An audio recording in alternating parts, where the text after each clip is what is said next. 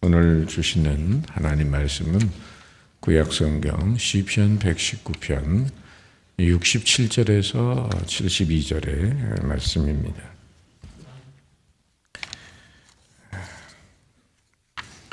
구약성경 893면, 구약성경 893면입니다. 오늘은 큐티인 교재의 말씀 아니고 월삭 새벽기도해 주시는 하나님 말씀 사순절을 앞에 두고 주시는 하나님의 말씀입니다. 시편 119편 67절에서 72절 말씀 찾으셨으면 다 같이 한 목소리로 봉독합니다. 고난당하기 전에는 내가 그릇 행하였더니 이제는 주의 말씀을 지키나이다. 주는 선하사 선을 행하시오니 주의 율례들로 나를 가르치소서. 고면한 자들이 거짓을 지어 나를 치려하여싸우나 나는 전심으로 주의 법도들을 지키리이다. 그들의 마음은 살쪄서 기름덩이 같으나 나는 주의 법을 즐거워하나이다. 고난당한 것이 내게 유익이라. 이로 말미암아 내가 주의 율례들을 배우게 되었나이다. 주의 입의 법이 내게는 천천 금은보다 좋으니이다. 아멘. 아멘. 오늘 말씀 제목은 마이너스의 축복이라는 제목입니다. 한번 따라할까요? 마이너스의 축복. 인류 역사는 한마디로 고난의 역사입니다.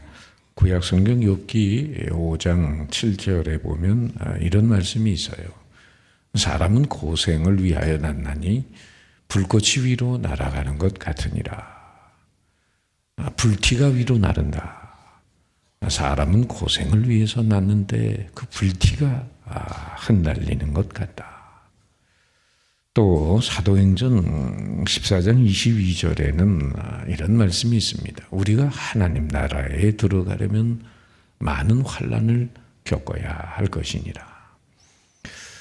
누구든 고난을 원하든지 고난을 반기는 사람은 없습니다. 어찌하든지 고난을 피하고 살려고 애를 씁니다. 그래서 어느 성서학자는 말하기를 사람마다 가나안 복지는 원하면서 광야, 인생의 광야는 피하려고 한다. 그것이 연약한 인간의 마음입니다. 그러나 아시는 대로 이스라엘 백성들은 40년의 광야 생활을 거쳐서 약속의 땅 가나안으로 들어가야만 했습니다. 왜냐하면 저들은 광야에서 애굽의 때를 벗겨야만 했어요. 또 나아가서 축복의 땅을 받을 만한 하나님의 백성으로 거듭나야만 했습니다. 축복을 그냥 받는 게 아니라 축복을 받을 만한 그릇이 준비되지 않고서는 그것이 축복이 되지 못합니다. 아담과 하와가 에덴 동산에서 참 복된 환경에서 태어났지만은 그 파라다이스를 상실해버린 까닭은 그 복을 지킬 만한 믿음의 그릇이 되지 못했다. 그런 얘기예요. 그러니 오늘을 살아가는 우리 모두에게 고난은 어쩌면 선택 과목이 아니라 필수 과목이다 하는 생각이 듭니다. 고난은 벗어버릴 수 없는 은혜의 갑옷이 아닌가 하는 생각이 들 때가 있어요. 어려운 일을 당했을 때, 문제에 빠졌을 때, 재앙을 만났을 때 넓게 보면 그 모든 것 필요한 하나님의 이면적인 축복이라고 하는 것을 알아야 합니다. 당장은 이유를 알 수 없는 고난일지라도 훗날 깨닫게 될 때 더 큰 화를 막아주시는 예방적 고난이었구나. 인생을 단련하시는 교육적 고난이었구나.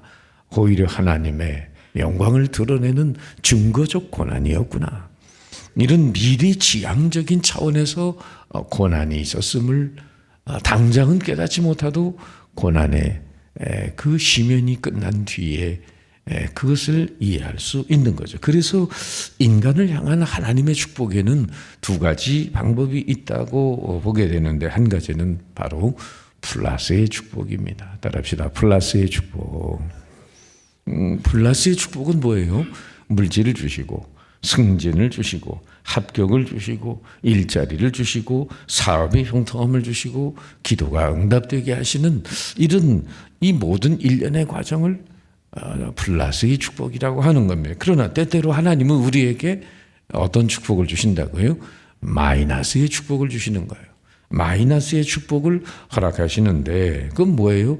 건강을 이름으로, 물질을 이름으로, 사랑하는 사람을 이름으로, 지위를 이름으로, 인기를 이름으로 귀하게 여기던 것들이 우리의 곁을 떠나게 되는 것으로 인한 축복을 의미합니다. 일반적으로 사람들이 소중히 여기던 것을 잃었는데 그게 왜 축복이 되느냐고 그렇게 반문할 수 있어요. 내 인생의 소중한 것들이 내게서 빠져나가는 이 빼기의 아픔을 어떻게 축복이라고 말할 수 있느냐, 항변할 수 있는 거죠. 그러나 그것은 우리 인생의 마이너스가 아니라 더 큰 플러스로 가는 첩경이 된다는 거예요. 여러분 믿으십니까? 하나님은 몸소 마이너스의 축복의 본을 보여주신 분이십니다. 독생자 예수님을 하늘나라에서 빼내시는 아픔을 몸소 겪으셨어요. 인간을 위해 화목제물로 십자가에 내어주십니다. 하나님의 가장 아픈 사건이시죠. 독생자를 내어주는 그 고통을 통해 인류에게 구원의 길을 열어놓으셨습니다. 그래서 그 아들 예수 그리스도를 믿는 자들에게는 영생과 바로 부활의 축복을, 죄사함의 축복을 허락해 주셨습니다. 가장 사랑하는 아들을 어둠의 권세에서 빼어주신 이 마이너스의 아픔은 주님이 달린 십자가 모양이 더하기 표인 것처럼 인류 구원을 위한 플러스의 축복으로 열매를 맺었습니다. 오늘 말씀 속에서도 시편 기자는 그런 하나님의 섭리를 체험한 자이기 때문에 놀라운 고백을 하죠. 71절 다 같이 시작. 고난당한 것이 내게 유익이라. 고난당한 것이 내게 유익이라. 그렇다면 구체적으로 이 시편 기자는 왜 마이너스라고 할 수 있는 고난이 유익이며 축복이라고 말할 수 있는 것일까? 첫째로 세 가지 이유를 말씀드리면, 첫째는 고난은 우리의 인격을 연단하는 축복의 통로이기 때문입니다. 69절의 말씀을 보시면 교만한 자들이 거짓을 지어 나를 치려하여 싸우나 나는 전심으로 주의 법도들을 지키리이다. 일반적으로 성숙한 인격의 사람이 아니라면 누가 자기 자신을 치려한다면 자신도 맞받아칠 겁니다.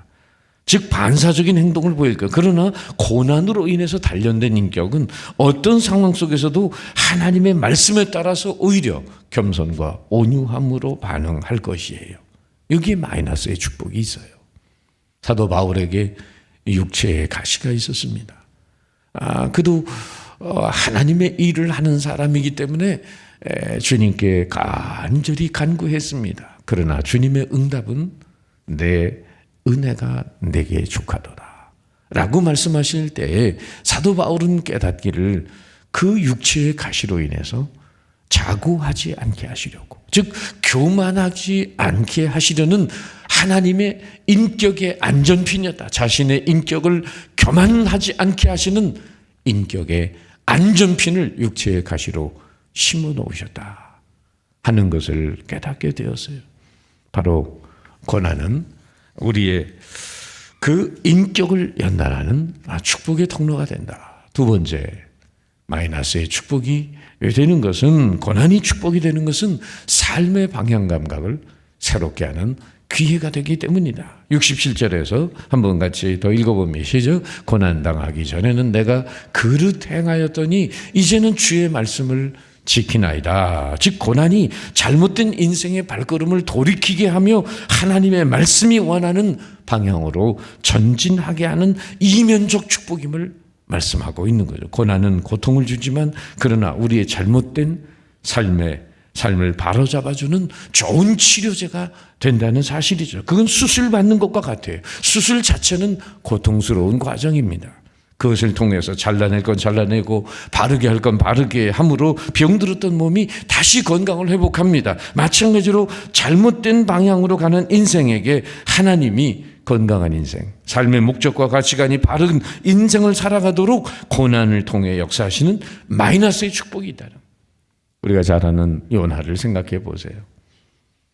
옹졸한 인생이었기 때문에 니느에 가서 40일이면 망한다는 메시지를 전하라고 했는데도 오히려 그는 자신의 생각에 갇혀서 그런 니느웨가 아닌 다시스로 도망을 가야 되겠다. 하나님의 낯을 피해서 요파 항구로 내려가고 마침 다시스로 가는 배를 만난지라. 마침에 망합니다, 여러분. 마침에 망해요, 잘못하면. 우연한 하나님과 바른 관계를 맺지 않은 상태에서 주어지는 우연한 환경은 멸망의 지름길이라는 것을 알아야 돼요. 그러나 하나님과 바른 관계를 가지고 가는데 도리어 불어오는 환난의 바람은 여러분 축복의 통로가 될 수 있다는 것도 믿으시기를 바랍니다. 중요한 건 하나님과 바른 관계예요. 그런데 요나는 하나님의 낯을 피해서 요파 항구로 내려갔는데 바로 그 다시스로 가는 배를 타죠. 그러나 그 배에 풍랑이 불어옵니다. 그리고 바다에 던져집니다. 물고기 뱃속에 들어갑니다. 여러분, 물고기 뱃속에 들어간 사람이 요나 말고 또 누가 있겠어요? 그 고래라고 하면 그 속에 들어가서 그 창자 속에서 뒤집어지는 그 물고기 뱃속에서 3일 3야를 있으면서 수중신학교라고 하는 그 일명 수중신학교에서 인텐시브 코스로 3일 3야를 지내고 니느웨에 토해지는 인생. 그래서 결국은 그가 방향 전환을 통해서 다시금 니느웨로 토해지는 그런 역사가 있잖아요. 고난은 잘못된 방향을 바른 방향으로 가게 하는 바로 이면적인 축복이다. 세 번째, 고난은 인격의 성숙과 더불어 믿음의 성숙을 가져오기 때문에 71절 말씀, 고난당한 것이 내게 유이라 이로 말미암아 내가 주의 율례들을 배우게 되었나이다. 욥기 23장 10절에 욥은 고백하죠. 같이 읽어보죠. 시작. 내가 가는 길을 그가 아시나니 그가 나를 단련하신 후에는 내가 순금같이 되어 나오리라. 이전 개역 성경에는 정금같이 나오리라. 정금 같은 믿음, 불순물이 다 빠져나가고 정말 단련된 강한 믿음의 사람으로, 깨끗한 믿음의 사람으로 세워진다는 거죠. 큰 나무일수록 위기가 있고 아픔이 있을 수 있어요. 고통 없이 큰 제목이 되는 나무는 없습니다. 고난을 통하여 더 큰 믿음의 제목이 돼서 하나님의 위대한 일을 감당할 수 있기 때문에 고난은 마이너스의 축복이 아닐 수 없는 거죠. 어느 조각가가 큰 바위를, 대리석을 갖다 놓고 이 정으로 쪼개고 있습니다. 근데 어디선가 신음소리가 들리는 거예요. 끙끙 하면서 신음소리가 들리는데 가만히 들어보니까 조각가가 이 대리석이 아파하는 거예요. 이 녀석아, 너 왜 아파하냐 그랬더니, 아니 지금 조각가께서 나를 정으로 찍어내는데 왜 내가 안 아프겠냐고. 그랬더니 조각가가 하는 말이, 야 이놈아, 너에게 불필요한 것 내가 떼내고 그리고 아름다운 조각으로 너를 만드는 중인데 아파도 참아 임마 하면서 야단을 쳤다. 그런 일화가 있는데, 여러분, 고난은 인격의 성숙과 더불어서 믿음의 성숙을 가져오죠. 자, 그렇다면 인생에 불어오는 고난이 모두에게 다 축복이 되냐? 여러분, 그렇지 않아요. 고난의 현실 앞에 어떻게 반응하느냐에 따라서 어떤 사람은 축복이 되고 어떤 사람은 더 큰 환난이 되는 거예요. 같은 물을 먹어도 뱀은 독을 만들고 젖소는 우유를 만드는 거예요. 연은 하늘 높이 나를 때 바람을 등지면 추락하는 겁니다. 그러나 바람을 긍정으로 안아버리면 하늘 높이 뜨는 것입니다. 바로 고난이 불어올 때 어떻게 그것을 맞이하느냐에 따라서 한 사람은 더 큰 축복으로, 한 사람은 더 큰 시련으로 나아갈 수 있는 거죠. 그렇다면 우리 신앙인들은 이 고난, 마이너스의 축복인 고난의 현실 앞에 어떤 반응을 보아야 바로 마이너스의 축복이 될 수 있을까? 첫째는, 고난은 우리를 달아보시는 하나님의 저울이면서 나이가 합력하여 선을 이루시는 하나님의 경륜과 섭리를 믿으면서 소망 중에 인내해야 됩니다. 따라합시다. 소망 중에 인내하라. 바로 고난은 고난으로 끝나는 게 아니라 로마서 5장 3절 4절 말씀처럼 이러므로 우리가 환난 중에도 즐거워하나니 환난은 인내를, 인내는 연단을, 연단은 소망을 이루는 줄 너희가 알기 원하노라.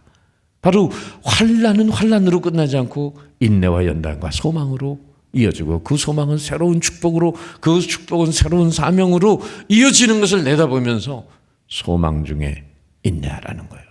둘째는 시편 기자의 고백을 보면 어떤 고난의 상황 속에서도 말씀을 끝까지 붙들고 있는 모습을 보게 돼요. 67절 끝에도 주의 말씀을 지키나이다. 68절에도 주의 율례들로 나를 가르치소서. 69절에도 나는 전심으로 주의 법도들을 지키리이다. 70절에도 나는 주의 법을 즐거워하나이다. 고난 당하면서도 이 시편 기자는 하나님의 말씀을 끝까지 붙들고 있는 거예요.